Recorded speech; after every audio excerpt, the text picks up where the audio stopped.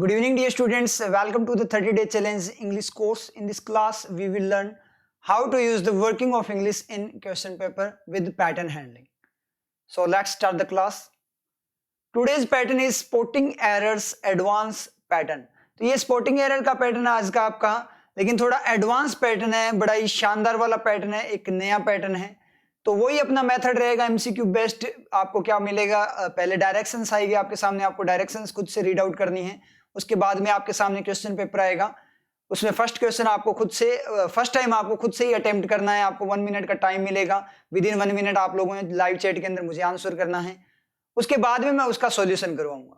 फिर उस सॉल्यूशन को आपने मैच करना है कि आपने किस तरीके से किया और मैं किस तरीके से सोल्व करवा रहा हूं. तो दोनों की आपस में मैचिंग करके आपको ट्रिक को कैच करना है कि मैं किस तरीके से शॉर्ट ट्रिक वगैरह यूज करके पैटर्न वगैरह हैंडल करवाता हूं.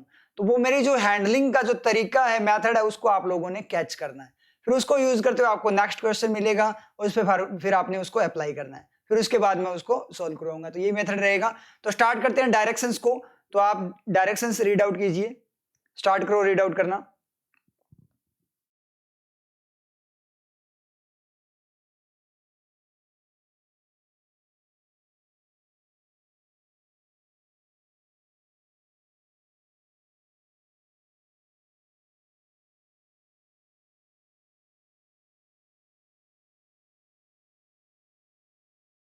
I think directions read out कर ली होगी आप लोगों ने. अब क्वेश्चन मैं स्टार्ट करूंगा, अपीयर होगा आपके सामने फर्स्ट क्वेश्चन, और जैसे क्वेश्चन अपीयर आपका टाइम स्टार्ट हो जाएगा. और टाइम स्टार्ट होते ही आपको क्वेश्चन स्टार्ट करना है. ठीक है, 1 मिनट का आपको टाइम दिया जाएगा. उसमें ही आपको क्या करना है, अपना आंसर देना है लाइव चैट के अंदर. तो स्टार्ट करते हैं. स्टार्ट.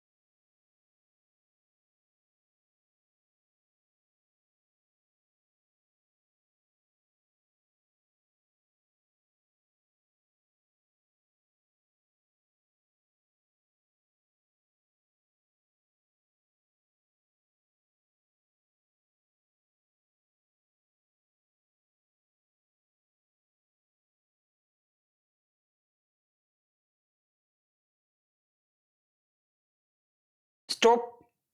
अब यहां पे अपने देख लेते हैं स्पॉटिंग एरर को कैसे क्या किया जाता है, आपका सोल्व किया जाता है. तो सबसे बेस्ट मेथड है स्पॉटिंग एरर का, वो है स्कैनिंग टेक्निक. अगर स्कैनिंग टेक्निक यूज करते हो तो आपको 100% गारंटी, आपको कभी भी दिक्कत नहीं होने वाली स्पॉटिंग एरर में. चाहे कितने लेवल का आपका वहां पे सेंटेंस आ जाए, कितने लेवल की स्पॉटिंग एरर आ जाए, आप इजीली उसको क्या कर लोगे, वहां पे एरर फाइंड आउट कर लोगे. ठीक है, अगर आपको स्कैनिंग टेक्निक आती है तो उसके साथ आपकी वर्किंग क्लियर होनी चाहिए. तो वर्किंग क्लियर है. स्कैनिंग टेक्निक मैं बताता हूं किस तरीके से यूज करते हैं. सबसे बेस्ट मेथड है स्पॉटिंग एरर का. तो स्टार्ट करते हैं इसको सोल्व करना. करना क्या था इसके अंदर, आपको पेयर फाइंड आउट करना है. यहाँ पे इसने बोला था, डायरेक्शन की मैं बात करूं तो, क्योंकि मैंने भी साथ में पढ़ी थी. ठीक है, दोबारा नहीं जाऊंगा उसमें. तो इसमें क्या करना है आपको कि इस सेंटेंस के अंदर मोर देन क्या 2 फ्रेजेस ऐसी है जो क्या है आपके, मतलब उनमें एरर है. जिस तरीके से अपने ऑप्शन को देखें, ऑप्शन से पता लग रहा है अपने को, ए सी का मतलब ए और सी में एरर है, बी सी का मतलब बी और सी में एरर है, ए डी का मतलब ए और डी में एरर है. मतलब आपको फाइंड आउट करनी है किस किस पार्ट में एरर है, और उसको अपना क्या करना है, उसके अकॉर्डिंग आपको ऑप्शन क्लिक करना है, यहाँ पे टिक करना है. समझ में आया?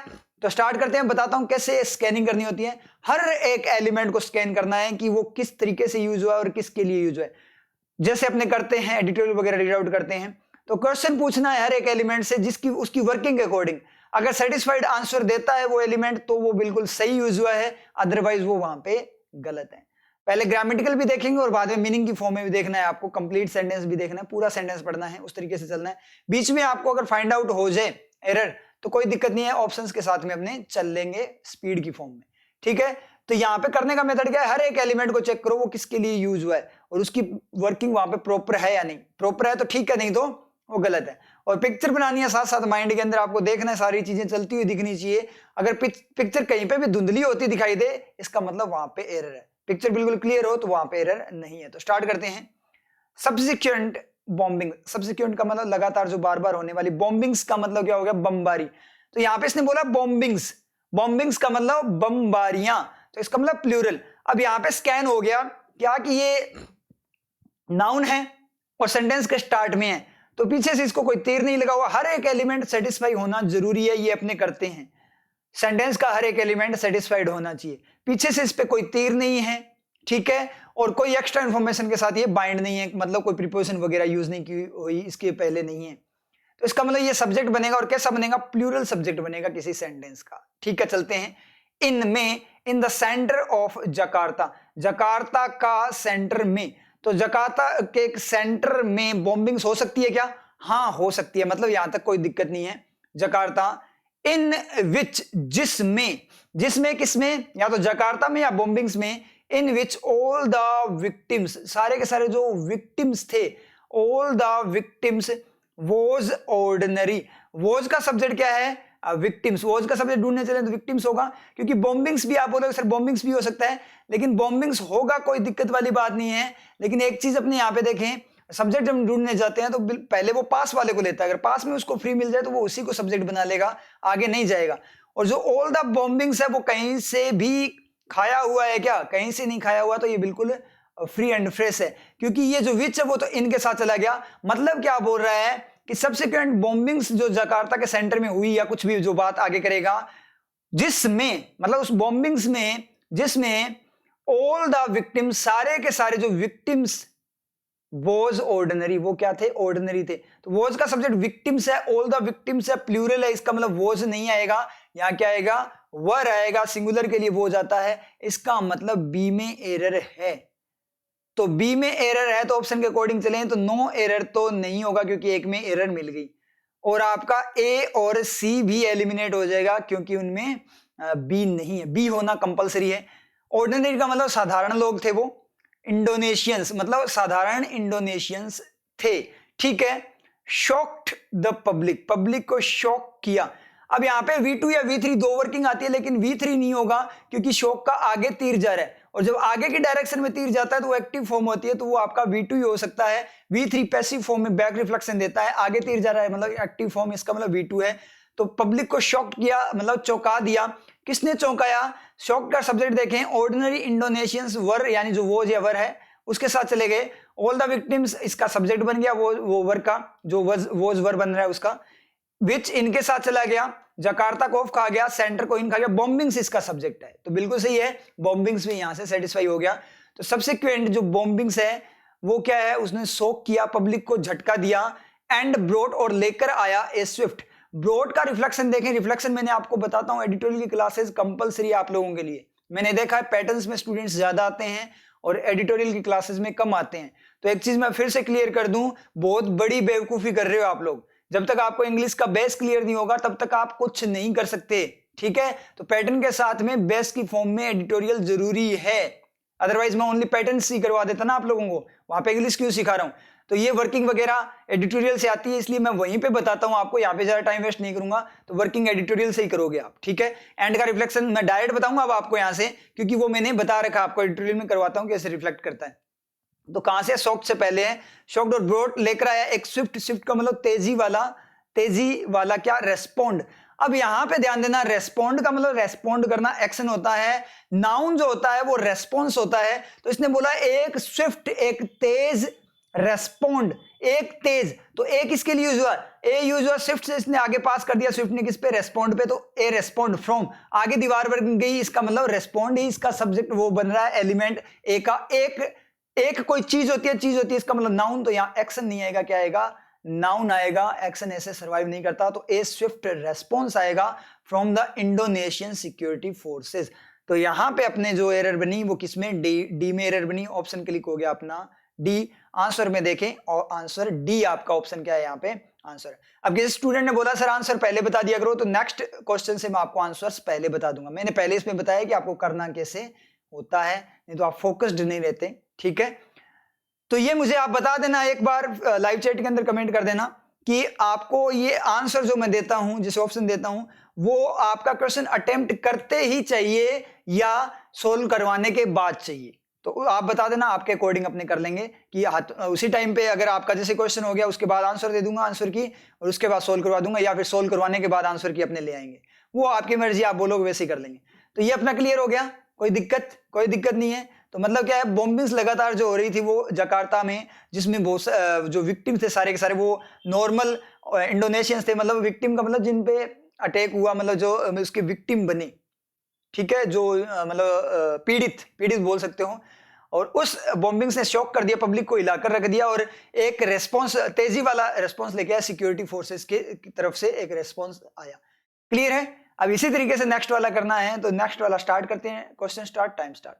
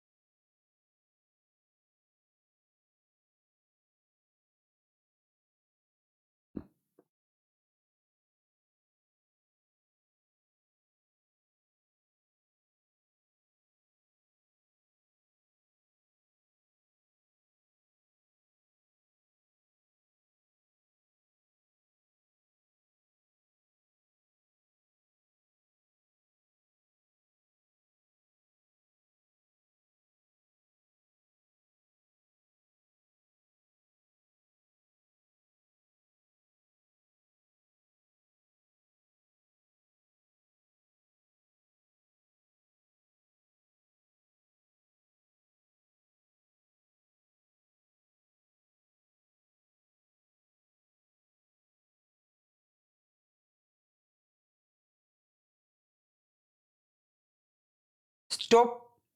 अब इसका सॉल्यूशन देख लेते हैं। आंसर है आपका ए ऑप्शन, ठीक है। अब करते हैं इसको सोल्व। आंसर की आगे इसकी ए ऑप्शन इसका आंसर है। अब इसको सोल्व, ये आपका देखो प्री एंड मेंस बोथ के लिए इंपॉर्टेंट है। मेंस में भी ऐसी आती है इस टाइप का, मतलब इतना लेवल का जो सेंटेंसेस मेंस में आते हैं, और प्री में भी आ सकते हैं, कोई दिक्कत नहीं है। जब लेवल का पेपर बनाते हैं तो प्री में भी ये आ सकते हैं। और मेंस का वैसे है पैटर्न, अगर अपने बात करें तो ओरिजिनल फॉर्म में बात करें तो शुरू करते हैं। वही पिक्चर माइंड में पिक्चर बननी चाहिए, दिखना चाहिए। प्रेसिडेंट सी, चाइना का सी जिनपिंग की बात हो रही है, तो सी जिनपिंग आपको दिखाई दे रहा होगा। जिसको नहीं पता कैसा है तो वो ऐसे ही देख लो, कोई होगा कोई कैसा भी देख लो आप, चाइनीज आपको पता है सारे सेम से दिखते हैं। तो प्रेसिडेंट सी दिखाई दिया। हेडेड, उसने हेड किया, या तो कोई कमिटी वगैरह को हेड किया होगा, या फिर हेडेड का मतलब जाना भी होता किसी की तरफ। तो ठीक है, इन नेपाल में हेड किया। नेपाल में हेड किया, क्या हेड किया नेपाल में, कोई मीनिंग आ रहा है क्या यहां से? नेपाल में हेड किया, नेपाल में क्या हेड किया, कोई मीनिंग नहीं आ रहा। मतलब यहां ए में धुंधलापन है, तो ए पे मुझे डाउट आया। लेटर ऑन सैटरडे, सैटरडे को उसने बाद में क्या किया, नेपाल में हेड किया, नेपाल में अगुवाई की। किसकी, किस चीज को हेड किया?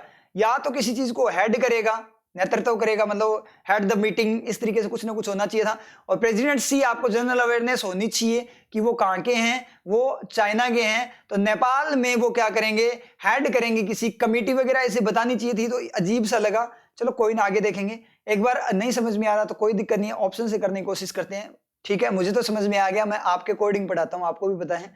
वेयर, जहां ही इज एक्सपेक्टेड, वहां पे जो वो उम्मीदित है, टू पुश करने के लिए, धकेलने के लिए, आगे बढ़ाने के लिए। अब यहां पे थोड़ी सी गड़बड़ हुई सर।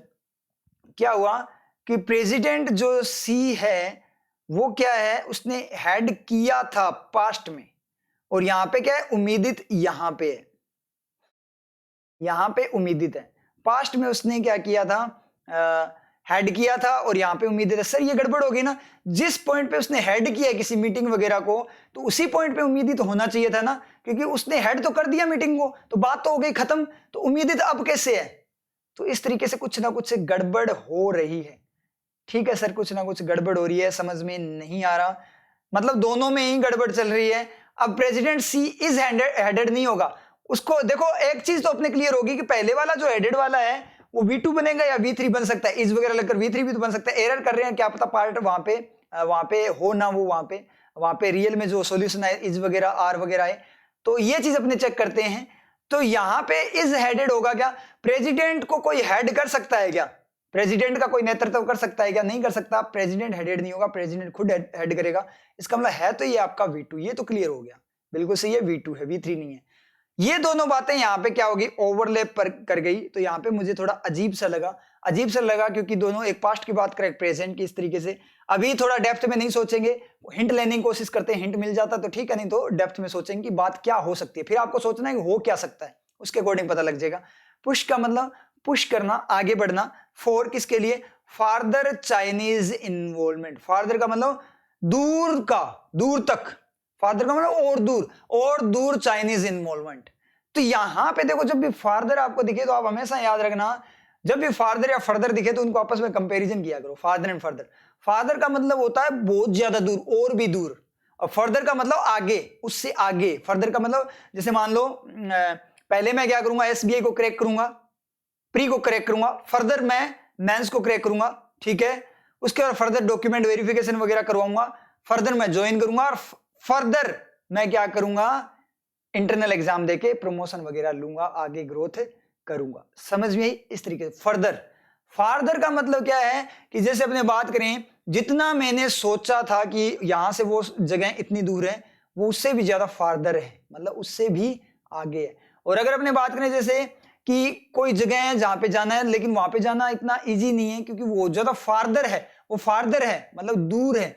अगर कोई बोले कि वो कहां पे वो चीज है, मैं अगर आपके यहाँ पे कोई घूमने आए कि वहां पे कोई नाम लिया है कि वहां पे घूमने चले गया, ठीक है, तो आते ही अपने चलेंगे घूमने, तो आप बोलोगे आपने नाम सुना है कि इस एरिया में है, इस रीजन में है, लेकिन जो प्रॉपर मैं जहां पे रहता हूं वहां से वो फार्दर है, वो दूर है, वो दूरी को बताता है। तो यहाँ पे बात करें चाइनीज का जो इन्वॉल्वमेंट है, चाइना का जो इन्वॉल्वमेंट संबंध है, सहयोग है, मिलना है, वो दूर मिलना है या फिर आगे पुश करना है उसको, किसके लिए, फर्दर इन्वॉल्वमेंट के लिए। तो बात जो उनकी मीटिंग है उसको पुश करना है, बढ़ाना है, क्या करने के लिए, दूर का इन्वॉल्वमेंट के लिए, या फिर फर्दर आगे इन्वॉल्वमेंट करने के लिए, आगे उसके साथ जुड़ने के लिए। तो आगे जुड़ने के लिए इसका फार्दर नहीं होगा, फर्दर होगा।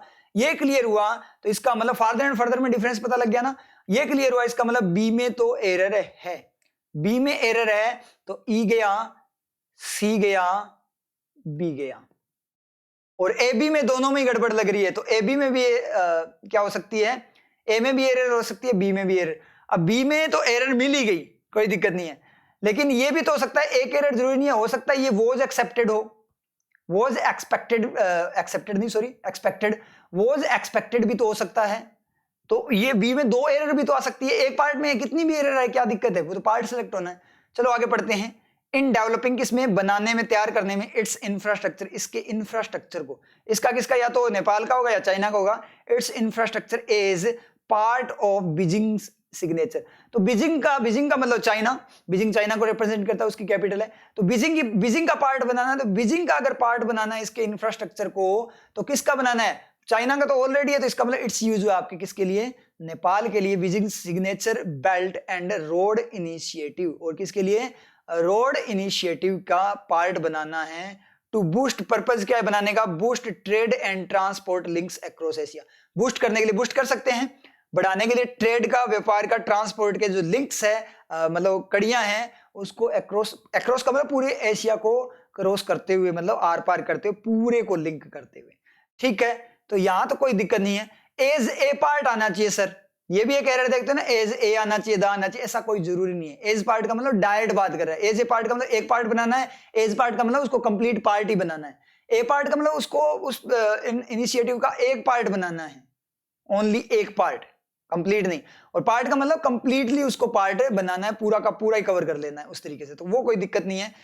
अब ए बी वाला केस देखते हैं। सबसे पहले मैं देखूंगी इज एक्सपेक्टेड की जगह वोज एक्सपेक्टेड आएगा या क्या आएगा। तो डी में तो मुझे कोई, डी में कोई एरर है क्या, पहले ये देखो ऑप्शन से देखें, डी में कोई एरर है क्या, signature belt and road initiative, ये इनिशिएटिव का उनका नाम है, जो उनकी प्रोग्राम है उसका नाम है, क्या करने के लिए, बूस्ट, बढ़ाने के लिए ट्रेड और ट्रांसपोर्ट लिंक्स अक्रॉस एशिया। मतलब डी में तो मुझे कोई एरर लगी नहीं, तो इसका मतलब डी में एरर नहीं है, तो इसका मतलब आपका ए बी होगा। अगर आप सॉरी इसको मैंने डिलीट क्यों कर दिया, ए बी होगा, क्योंकि अगर आपको वहां पे हिंट नहीं मिलता, देखो एग्जाम में सॉल्यूशन तैयार करना जरूरी नहीं है, सॉल्यूशन सिर्फ और सिर्फ किस लिए तैयार करते हैं, अपने माइंड को रिलैक्स करने के लिए, सेटिस्फेक्शन के लिए। क्योंकि अगर सॉल्यूशन ना मिलता है तो माइंड में ज्यादातर क्या रहता है कि पता नहीं सही था या गलत था, पता नहीं सही था या, ये माइंड में चलता रहता है। तो आगे के जो पेपर है, आगे का जो पार्ट है क्वेश्चन पेपर का, जैसे एग्जाम का, वो भी आपका खराब हो जाता है। मतलब आगे क्वेश्चन में भी ये डाउट रहेगा तो माइंड आपका डाइवर्टेड रहेगा, कॉन्सेंट्रेट नहीं कर पाओगे। फिर सेक्शन सबमिट हो गया, उसके बाद में फिर नेक्स्ट वाले मैथ्स रीजनिंग, उसमें भी डाउट रहेगा। तो इसके लिए सॉल्यूशन जरूरी है। अदरवाइज अगर आप सेटिस्फेक्शन आपको आता हो, प्रैक्टिस से आने लग जाए, कोई दिक्कत नहीं है। आपको ये जरूर पता लग गया था ए और बी में किसी न किसी में दिक्कत है, दोनों एक दूसरे के साथ है क्या नहीं सेट नहीं हो पा रहे थे। तो यहाँ पे ऑप्शन ही अपने पास ओनली बचता है, कौन सा, ए बी वाला। तो डायरेक्ट टिक करो ना, ए बी आपका क्लिक हो जाएगा। अब यहाँ पे एरर देखें अगर डिटेल में, अब आपको डेप्थ में जाना है कि प्रेसिडेंट सी ने नेपाल में अगुवाई की, नेपाल में हेड किया, नेपाल में आगे गया, कोई मीनिंग नहीं आ रहा। यहां से गड़बड़ हो रही है, किस चीज को हेड किया ये समझ में नहीं आया। तो यहां पे अपने बात करें तो अगर मैं इनकी जगह एक बार टू करूं तो फिर आपका इज सेटिस्फाई देखना कैसे होगा। इनकी जगह आप टू करो, एक बार टू करते हैं यहां पे, TO 2, ठीक है। ये जो पुश वाला टू है उसको एक बार रख कर देख लो। यहां पे president Xi headed to Nepal later on Saturday. Headed to का मतलब गए, हेड का मतलब किसी की तरफ जाना, डायरेक्शन की form. Headed to some place, headed to some party. Headed to का मतलब उसकी तरफ जाना। हेडेड का मतलब वो चले किसकी तरफ है, सैटरडे को चले थे किसकी तरफ, नेपाल की तरफ। हेडेड किया कि अब नेपाल चलेंगे, और सैटरडे हो सकता है आज संडे है, आज संडे है, चले थे वो सैटरडे को, तो वो पास्ट है, 2 दिन हो सकता है उनको पहुंचने में लगे। उन्होंने अभी प्लान बनाया है कि मैं नेपाल जाऊंगा, तो हेडेड टू नेपाल हुए हैं, ठीक है। पहुंचने का पता नहीं है, तो उम्मीदित है, मतलब मीटिंग अभी आपकी होनी है। क्या करने के लिए, इंफ्रास्ट्रक्चर वगैरह डेवलपिंग में इन्वॉल्वमेंट को बढ़ावा देने के लिए उम्मीदित है, मतलब उनसे उम्मीद है कि वो ऐसा करेंगे। तो इसका मतलब सॉल्यूशन की फॉर्म में बात करें तो इनकी जगह क्या आएगा, 2। इस तरीके से आपको करना है ऑप्शंस के अकॉर्डिंग। समझ में आया आप लोगों को, क्लियर है ना। तो इस तरीके से आपको एलिमिनेशन टेक्निक यूज कर दो, बेस्ट है, कोई दिक्कत नहीं है, वहां से आपको पता लग जाए कौन सा आएगा। तो क्लियर, अब चलते हैं नेक्स्ट क्वेश्चन पे, इसी तरीके से सोल्व करना स्टार्ट करते हैं। स्टार्ट।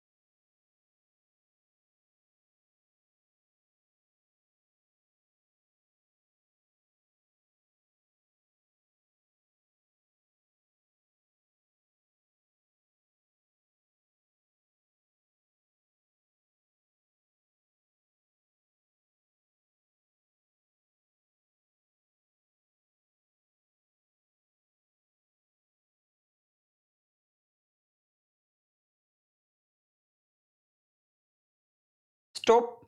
इस क्वेश्चन में मुझे आप लोगों से सभी से उम्मीद है कि ये सभी का सही है। बिल्कुल इजी रखा है मैंने बीच में, ताकि मतलब थोड़ा कॉन्फिडेंस आए। मतलब आप कुछ ना कुछ, क्योंकि बहुत सारे स्टूडेंट्स हैं उनके मतलब कई बार एक भी सही नहीं होता, तो थोड़ा सा ऐसे डाउन हो जाते हैं। तो ये आपका मैंने प्री के अकॉर्डिंग रख दिया। अभी जो आपके चल रहे थे उनकी लैंग्वेज मेंस के अकॉर्डिंग थी, और इसकी आपकी प्री के अकॉर्डिंग। देखो एरर बिल्कुल सिंपल सी होती है, आपको ढूंढना आना चाहिए, मिलती नहीं है। सबसे बहुत सारे स्टूडेंट्स बोलते हैं कि सर एरर वाला पार्ट हमारा सबसे वीक पार्ट है, उसमें हमें मिलती ही नहीं है एरर। सॉल्यूशन देखते हैं ऐसे लगता है बहुत इजी थी। तो सबसे बेस्ट मेथड मैंने आपको बताया, स्कैनिंग करो। आप शुरू करते हैं इसको, देखो कैसे सोल्व करना है। बिकॉज ऑफ माई कार, के कारण, मेरी कार के कारण, is in the garage, garage में है, इज का सब्जेक्ट ढूंढने चलते हैं। माई कार को ऑफ खा गया, कोई सब्जेक्ट नहीं है, गड़बड़। तो इज का सब्जेक्ट तो देना पड़ेगा ना, सेंटेंस तो है ही यहां पे, इसका मतलब इसका सब्जेक्ट तो यहां पे देना था। इसका मतलब एक बार आप ऑफ को हटाना, अगर ये खाने वाला पार्ट हटा दो तो बिकॉज करो, फिर कोई दिक्कत नहीं है। बिकॉज क्या करता है, सेंटेंस नोट डाउन कर सकते हो आप। बिकॉज सेंटेंस केस को बताता है, और जो बिकॉज ऑफ वगैरह है वो नाउन फ्रेज केस को बताता है, जो आपके क्लोज वगैरह मतलब जेरेंड वगैरह फॉर्म में उनको बताता है। फ्रेज या नाउन वगैरह के लिए यूज होता है, कंप्लीट सेंटेंस के लिए बिकॉज ऑफ नहीं यूज होता, क्योंकि बिकॉज ऑफ में जो ऑफ है वो जो उसके बाद में जो चीज आ रही है उसको वो खाता है, और खाता है इसका मतलब उसको बाइंड करता है एक्स्ट्रा इंफॉर्मेशन कन्वर्ट करने के लिए। और जैसे उसको बाइंड करेगा तो बाइंड करने के लिए उसे क्या चाहिए, स्टेबल चीज चाहिए, तो उसको नाउन टाइप ट्रीट करता है, नाउन टाइप बना देता है। ठीक है, नाउन टाइप ट्रीट करके उसको खा जाता है, और खा जाता है तो वो किसी के लिए फ्री नहीं बचता, इसलिए ऑफ नहीं होना चाहिए था। ये तो डायरेक्ट ही पता लग गया। आंसर देखें तो देख सकते हो आप, यहाँ पे आंसर आपका क्या है, बी है। ठीक है, तो यहाँ पे अपने देखें ए आपका फिक्स हो चुका है। मैंने ये आंसर मैं इसलिए पहले लेकर आ रहा हूँ, आप लोगों ने बोला था इसलिए। ठीक है, कुछ एक स्टूडेंट ने लाइव चैट में बोला था। अब आप बता देना आगे से कि क्या करना, पहले आंसर्स आने चाहिए या बाद में सॉल्यूशन के बाद आने चाहिए, वो आप मुझे बता देना। तो देखते हैं यहाँ पे, क्योंकि ज्यादातर ये होता है कि जब पहले सॉल्यूशन से पहले आंसर दे दूं मैं, तो क्या होता है मैक्सिमम स्टूडेंट्स बातें करने लग जाते हैं, इतना कॉन्सेंट्रेट नहीं रहते हैं। और जब तक उनको, क्योंकि उनको ऐसा लगता है कि आंसर तो मिल गया, ठीक है ठीक है, जैसे दूसरे मॉक टेस्ट वगैरह करते हो वैसे ही आप कर ले। लेकिन अपनी क्लासेस मॉक टेस्ट की तरह नहीं है ये, यहाँ पे मैं आपको चीजें सिखा रहा हूँ। यहाँ पे आप अगर कॉन्सेंट्रेट करोगे तो अगर छोटी सी भी बात, अगर थोड़ी सी भी आप कॉन्सेंट्रेशन देते हो यहाँ पे और थोड़ा सा भी आपको सीखने को मिलता है, तो हर बार आपको कुछ ना कुछ नया जरूर सीखने को मिलता है। और आपके जैसे मान लो आप जो हताई करने लग जाते हैं जिस तरीके से, ठीक है, कॉन्सेंट्रेट नहीं करते, उसके कारण क्या होता है, सबसे बड़ा नुकसान आप लोगों का है। क्यों? क्योंकि है ना, बिना कॉन्सेंट्रेशन के सबसे बड़ी दिक्कत क्या होती है, सबसे बड़ी दिक्कत ये है कि आप फिर कोई नई चीज अगर आप सामने आती है, हर क्लास में कुछ ना कुछ नया आता ही है, वो नई चीज आप सीख नहीं पाते हो। और मैं नहीं बोलता इस चीज के लिए कोई दिक्कत नहीं है, क्योंकि अभी जो अपनी क्लासेज है वो क्या है, पेड चल रही है। अब आगे जब फ्री करेंगे, अब नेक्स्ट कोर्स को अपने फ्री लेकर चलेंगे, अगर आप रेगुलर रहते हो तो ही फ्री रहेगा, अदरवाइज नहीं रहेगा। रेगुलर रखने के तरीके मुझे आते हैं। आपकी रेगुलरिटी के लिए मैं क्या करता हूं, कोर्स को मैंने इसको पेड किया था और आगे भी इस चीज को ध्यान रखना, रेगुलर नहीं रहे तो फिर से पेड कर दूंगा। तो अगर पेड ना होती तो आप बाद में रिवाइज भी कर सकते थे। अब जिन स्टूडेंट्स ने परचेज किया वो तो अच्छे से रिवाइज कर लेते हैं, कोई दिक्कत नहीं है। अगर पेड ना होती तो रिवाइज, और रिवीजन से बहुत ज्यादा प्लस पॉइंट होता है। रिवीजन में देखो, आपने हर बार किया है, बहुत सारे स्टूडेंट्स करते भी हैं, उनसे पूछ लेना। आप फर्स्ट टाइम जब क्लास को लाइव में लगा रहे हो उस टाइम पे ठीक है, आपको समझ में आता है सब कुछ, लेकिन जब रिवीजन एक बार और उस क्लास का अगर रिवीजन हो जाए, चाहे आप फर्स्ट टाइम डायरेक्ट लगा रहे हो बिना लाइव के, तो भी एक बार रिवीजन जरूरी है। क्योंकि रिवीजन जैसे ही होता है ना, तो वहां से बहुत सारी चीजें क्लियर होती है, बहुत से कॉन्सेप्ट बनते हैं, ये रियलिटी है। समझ गए ये चीज? तो इसलिए आगे से ध्यान रखना, आप रेगुलर रहना, ठीक है। और जो स्टूडेंट जिन्होंने परचेज किया हुआ कोर्स, वो आप इस चीज का फायदा उठाओ, आपको प्लस पॉइंट आप लोगों के लिए, आप इनको रिवाइज करो, आपको चीजें ज्यादा क्लियर होगी, ठीक है। इनसे एक स्टेप आगे निकल जाओगे आप लोग। तो आप फायदा उठाओ, जब आपने यहाँ पे परचेज किया है तो कुछ आपने दिया है, उसका मतलब क्या निकला, आपको उसके बदले में कुछ मिलना भी तो चाहिए ना। तो क्लास को रिवाइज जरूर किया करो आप लोग, ठीक है, जिन्होंने भी परचेज किया हुआ है। और जिन्होंने नहीं किया है वो करके देख लेना, मैं तो उसको उनको भी नहीं बोलता कि रिवाइज ना करो, ठीक है, आपसे हो तो कर लेना, क्योंकि वो यूट्यूब नहीं करने देगा, ठीक है, बिना परचेज के। तो जिन्होंने परचेज किया वो रिवाइज कर लेना। और आगे से ध्यान रखना, नेक्स्ट वाला कोर्स मजबूर मत करना मुझे पेड करने के लिए। तो because my car is in the garage, वो गैराज में है, ठीक है, ये सही गया। आई विल बी अनेबल, मैं अनेबल होऊंगा, अयोग्य होऊंगा, मतलब नहीं कर पाऊंगा।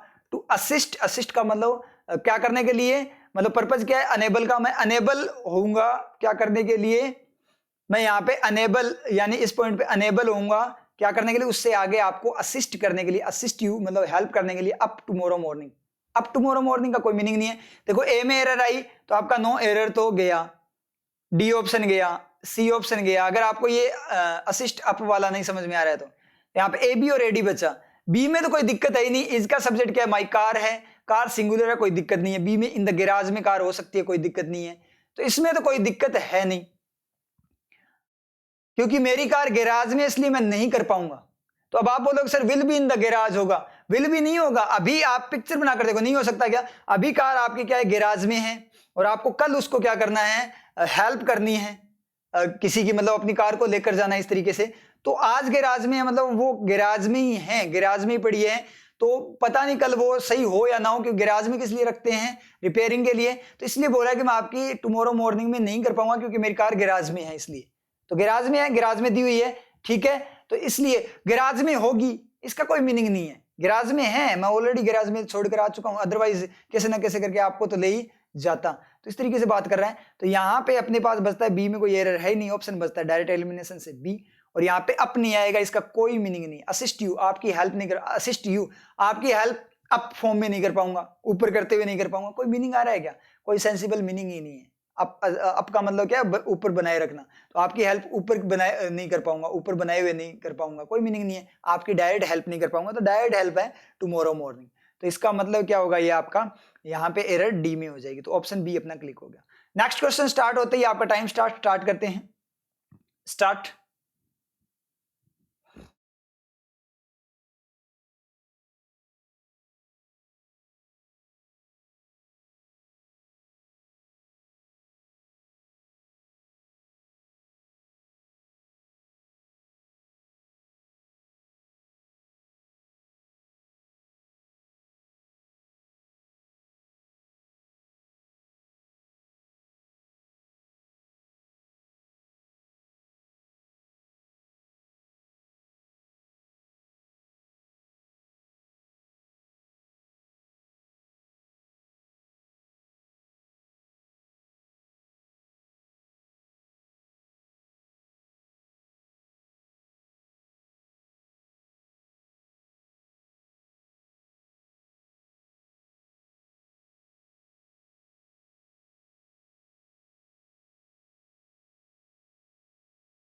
स्टॉप, स्टार्ट करते हैं इसको सोल्व करना।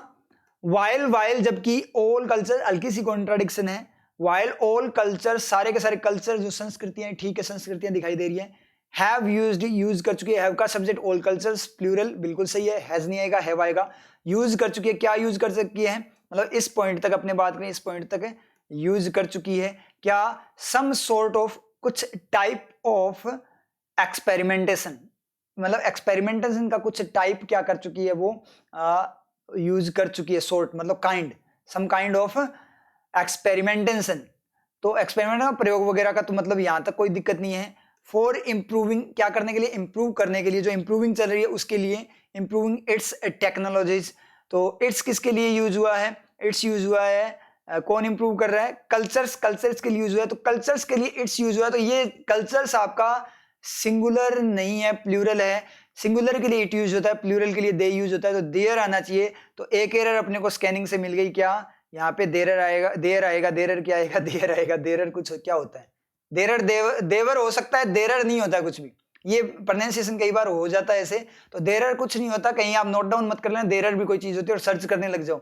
देवर हो सकता है, हो क्या सकता, होता ही है किसी का, ठीक है, तो देरर नहीं होता। तो इसका मतलब यहाँ देयर आएगा, तो बी में एरर है, इसका मतलब नो एरर गया, बी ऑप्शन गया, ए ऑप्शन गया। अब यहाँ पे कईयों को ये भी हो सकता है कि सम सॉर्ट्स हो सकता है ना, कुछ टाइप्स, कोई दिक्कत नहीं। सम सॉर्ट का मतलब एक काइंड, प्रकार है, उसका कुछ पार्ट की बात कर रहा है, तो कोई दिक्कत नहीं है। और फिर भी अगर होता है तो ऑप्शन में बी के साथ ए कहीं है ही नहीं। चलो मान लो ये एरर हो सकती है, कोई दिक्कत नहीं, एरर हो सकती है। लेकिन एग्जामिनर ने क्या किया, आपको यहाँ पे देखो, एग्जामिनर ऐसे भी गेम खेलता है। एग्जामिनर जैसे आप बोले कि यहाँ सम सॉर्ट्स की एरर है, ठीक है, तो जैसे यहाँ पे माइंड आया, देखो वैसे सम सॉर्ट का मतलब कुछ मतलब एक टाइप हो गया, एक्सपेरिमेंट्स का टाइप हो गया, उसके कुछ पार्ट की बात कर रहा है, ठीक है, सम सॉर्ट ऑफ। तो इस तरीके से बात करें। अगर बाई चांस आपको एरर लगती है तो एग्जामिनर बोलेगा हाँ कर दे, फिर ऑप्शन टिक। इसका मतलब एग्जामिनर ने ऐसा कोई ऑप्शन रखा ही नहीं जिसमें बी के साथ ए, और बी वाली तो परफेक्ट एरर दिखाई दे रही है, तो ऐसा कुछ नहीं रखा, तो यहां से आप क्लिक नहीं कर सकते। इसका मतलब एग्जामिनर मानता है ए सही है, एग्जामिनर ने मान लिया सही है, और तो आपको भी मानना पड़ेगा। एग्जामिनर ने आपने को बोला है कि सही है, तो आप बोलोगे सर हमें कैसे पता लगेगा एग्जामिनर ने बोला सही है, उसने हिंट दिया है ना, समझो उसकी फीलिंग्स को, समझ आई चीज। तो ए में नहीं है एरर। इट्स टेक्नोलॉजी, कल्चर क्या की यूज कर चुकी है, एक्सपेरिमेंटेशन, प्रयोग वगैरह को अपनी टेक्नोलॉजीज को इंप्रूव करने के लिए, जो इंप्रूविंग चल रही है उसके लिए। द सिस्टमेटिक यूज, जो सिस्टमेटिक यूज है, सिस्टम की फॉर्म में सही तरीके से किया गया यूज है, ऑफ एक्सपेरिमेंट्स, किसका, एक्सपेरिमेंट्स का, प्रयोग का, ऑफ द एक्विजिशन, एक्विजिशन का मतलब प्राप्ति और अर्जन, अर्जित करना, चीजों को इकट्ठा करना, उनको प्राप्त करना, ऑफ थियोरिटिकल नॉलेज, किसका, थियोरिटिकल नॉलेज का, जो ज्ञान है उसकी प्राप्ति के एक्सपेरिमेंट्स का यूज, उसकी प्राप्ति का एक्सपेरिमेंट्स का यूज। अजीब सा लगा, चलो कोई ना, चलते हैं आगे बढ़ें। इज ए है, इसका सब्जेक्ट क्या है, इसका सब्जेक्ट ढूंढने चले, नॉलेज को ऑफ खा गया, एक्विजिशन को भी ऑफ खा गया, एक्सपेरिमेंट्स को ऑफ खा गया। यूज, यूज आपका नाउन भी होता है और एक्शन भी होता है, यहाँ पे नाउन है, तो यूज प्रयोग है, जो यूज किया गया उपयोग है जो, ठीक है। तो इसका सब्जेक्ट यूज जो कि सिंगुलर है, बिल्कुल सही है। Is a fundamental novel aspect, एक फंडामेंटल, ए एन यूज होता है, तो यहाँ पे फंडामेंटल है, कॉन्सोनेंट साउंड है, तो ए रहेगा, ए दिखते ए एन चेक किया करो आप, कभी भी दिक्कत नहीं होगी आपको स्कैनिंग में। नया एस्पेक्ट, दृष्टिकोण of modern science, modern science का एक नया दृष्टिकोण है। अब यहाँ डी में कोई एरर दिख रही है क्या, डी में कोई एरर नहीं दिख रही, क्योंकि यूज जो है वो एक फंडामेंटल नोवेल, नया एस्पेक्ट, दृष्टिकोण है, किसका, मॉडर्न साइंस का। इसका मतलब डी में तो मुझे कोई एरर लगी नहीं, तो सी में एरर हो सकती है। अब सी में डेप्थ में सोचना पड़ेगा, डायरेक्ट टिक कर दो, डी में कोई एरर दिख ही नहीं रही, सी में तो इतने बड़े बड़े पार्ट हैं तो एरर हो सकती है। फिर भी अगर आपको लगे एक्सपेरिमेंट है, डी में पहले एरर देखते हैं या नहीं। इसका सब्जेक्ट यूज जो कि सिंगुलर है, एक फंडामेंटल नोवेल एस्पेक्ट है मॉडर्न साइंस का, मॉडर्न साइंस का हो सकता है, हो सकता है, ठीक है। अब सी को डेप्थ में देखें, यूज करना है किसका, एक्सपेरिमेंट्स का, प्रयोगों का यूज, ठीक है। और एक्सपेरिमेंट किसके, नॉलेज की प्राप्ति के एक्सपेरिमेंट, तो नॉलेज की प्राप्ति का एक्सपेरिमेंट होगा या नॉलेज को प्राप्त करने के लिए एक्सपेरिमेंट होगा। नॉलेज ऑलरेडी आपको प्राप्त हो गया तो उसका एक्सपेरिमेंट क्या होगा। नॉलेज ऑलरेडी आपने प्राप्त कर लिया, ऑलरेडी आपके पास नॉलेज है, तो उस नॉलेज का एक्सपेरिमेंट क्या होगा। नॉलेज का एक्सपेरिमेंट हो सकता है कि नॉलेज को आप उसका एक्सपेरिमेंट करो किसी अदर चीजों पे, नॉलेज की प्राप्ति जो है, नॉलेज को जो प्राप्त करने की एक्टिविटी है, प्राप्त करना है, हासिल करना है, उसका क्या एक्सपेरिमेंट करोगे? नॉलेज आप इसको पढ़ो, एक्विजिशन का मतलब प्राप्ति, एक्विजिशन का मतलब अर्जन वगैरह होता है, जो चीज आपने अर्जित की है। तो यहाँ पे आप इस तरीके से पढ़ो, अगर मीनिंग आपको डेप्थ में लेना है, सोचना है, तो नॉलेज यहाँ पे डेप्थ में सोचना पड़ेगा। बड़ा ही शानदार क्वेश्चन था ये, सीरियसली बड़ा शानदार क्वेश्चन था। तो नॉलेज का जो हासिल करना है, आप इस तरीके से पढ़ो, नॉलेज को हासिल करने का एक्सपेरिमेंट होगा क्या? हासिल करने का एक्सपेरिमेंट होता है या हासिल करने के, नॉलेज प्राप्त करने का एक्सपेरिमेंट होता है क्या? आपके पास नॉलेज है, उसका एक्सपेरिमेंट हो सकता है, लेकिन नॉलेज को प्राप्त करने का एक्सपेरिमेंट नहीं होता। नॉलेज को प्राप्त करने के लिए एक्सपेरिमेंट करते हो। जब भी आप किसी चीज पे एक्सपेरिमेंट करते हो, क्यों करते हो? कि उसके बारे में आपको पता लगे। तो क्या होता है? उसके बारे में आपको पता लगे, इसका मतलब क्या है? जब आप एक्सपेरिमेंट, किसी चीज में एक्सपेरिमेंट करने का मतलब क्या है? रिसर्च वगैरह करने का मतलब क्या है? उसके बारे में आपको पता लगे। अपने एक्सपेरिमेंट क्यों कर रहे हैं? एडिटोरियल पे एक्सपेरिमेंट क्यों कर रहे हैं? ताकि अपने को नॉलेज हो किसका? वर्किंग का।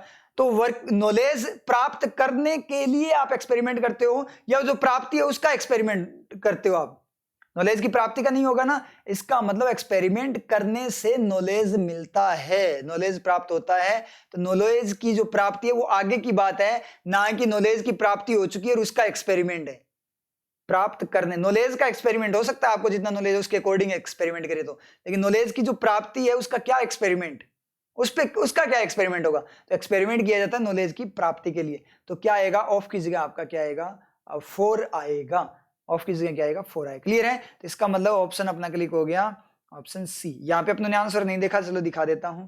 आंसर आपका क्या है? सी है, ऑप्शन सी। क्लियर हुआ? समझ में आया? अब चलते हैं next question. Question start, time start करते हैं। स्टार्ट।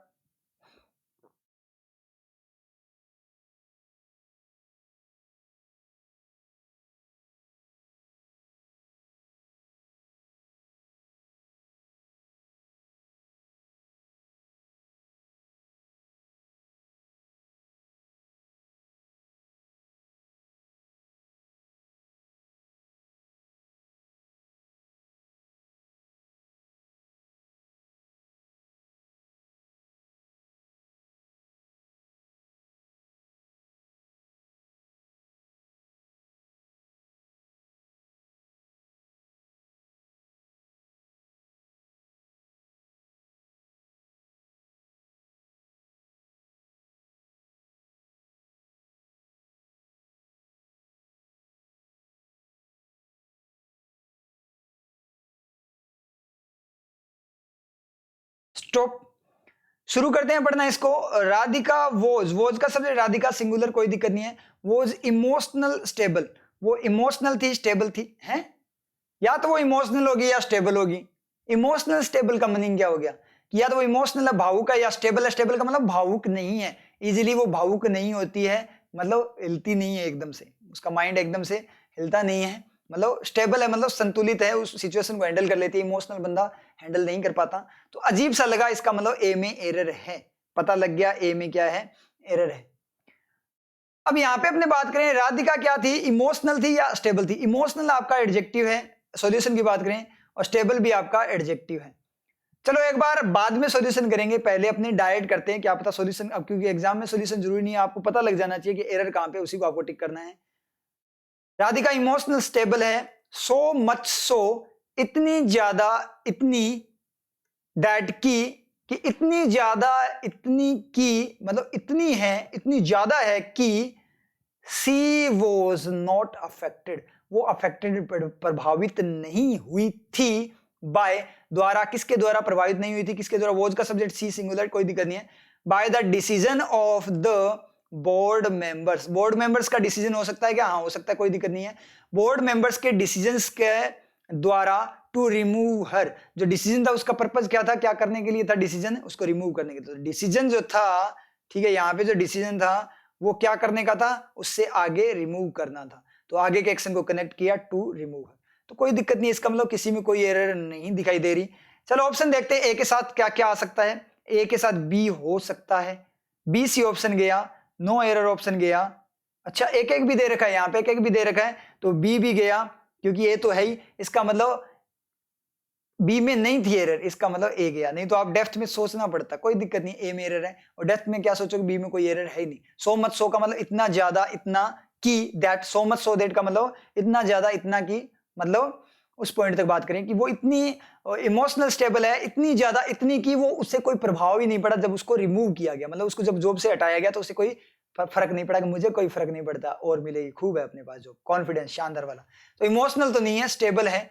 तो कैसे हो सकता है, अब यहां पे सॉल्यूशन देखें तो राधिका क्या, ये तो पता लग गया सेंटेंस स्टेबल है, और स्टेबल कैसी है, इमोशनल फॉर्म में। स्टेबल कैसी है, इमोशनल, तो इमोशनली स्टेबल, स्टेबल मतलब राधिका कैसी है, स्टेबल, और वो कैसी कैसी है, से क्वालिटी ऑफ क्वालिटी मतलब एडवर्ब। राधिका कैसी है, स्टेबल है, लेकिन स्टेबल किस फॉर्म में है, quality of quality, quality of quality यानी एडवर्ब, मतलब कोई चीज कैसी है, एडजेक्टिव, वो कैसी कैसी है, एडवर्ब, वो कैसी वैसी है, एडवर्ब, कैसी वैसी ऐसी है, ऐसी सॉरी ऐसी जैसी है, ठीक है, तो वो सारी की सारी क्या हो गई, आपकी एडवर्ब होगी, सारी की सारी चीजें क्या होगी, आपकी एडवर्ब रहेगी। क्लियर हो आप लोगों को, समझ में आया ना।